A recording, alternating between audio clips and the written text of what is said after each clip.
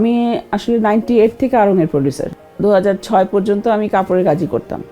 তখন থেকে ব্যাগ করছি, ওয়াল হ্যাঙ্গিং করছি, প্লেসমেন্ট করছি, এগুলা সব জুটে এখন আমি করে যাচ্ছি আর কি। যেহেতু আমি হাতের কাজ করি, প্রচুর অ্যাক্সেসরিজ আছে, সেগুলো যে আমাকে স্টক করতে হবে বা অত বুদ্ধি ছিল না তখন। তারপরে যখন ঝড় বৃষ্টি হতো, সেটা স্টক করার ছিল না আমার জুট লাগবে, নাই, ওদের কাছে নাই, আমাকে দিবে কিভাবে? মানে আমার এখানে সবাই মেশিন চালাতে জানে, কেচি ধরতে জানে, কিন্তু অ্যাকচুয়ালি আড়ংয়ের মতো করতে হলে যে একটা লাগবে, এটা তো আমাকে তাদেরকে দেওয়াই লাগছে ট্রেনিং। আমি 100% কোয়ালিটি দিই আড়ংকে, আমি 0% অল্টার। আমার কবিটা আমার ব্যবসা নাই, তার নিজের কাছে টাকা নাই। তখন আমি চিন্তা করলাম যে আমার সেভিংসটা দরকার। এখন কীভাবে সেভিংসটা করবো আমি তো সেটাও জানি না। তখনই আমি জানালাম এসিকে যে আমি কিছু ট্রেনিং লাগবে আমার।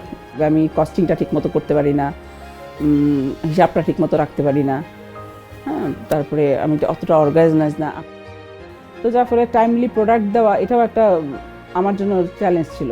ট্রেনিংয়ে জানলাম যে জলবায়ুর একটা এফেক্ট আছে এখানে। এই ঝড় বৃষ্টি হচ্ছে, ওরা কাজ করতে পারে না, ডাই করে, ডাইটা শুকাতে পারে না, প্রপার না হলে তো আমাদেরকে দিতে পারছে না। আমি তো দেখছি যে আমি জাস্ট কাপড়টা দিয়ে কাজ করছি, কিন্তু এটার পেছনে যে অনেক গল্প, এটা তো আমি জানতাম না।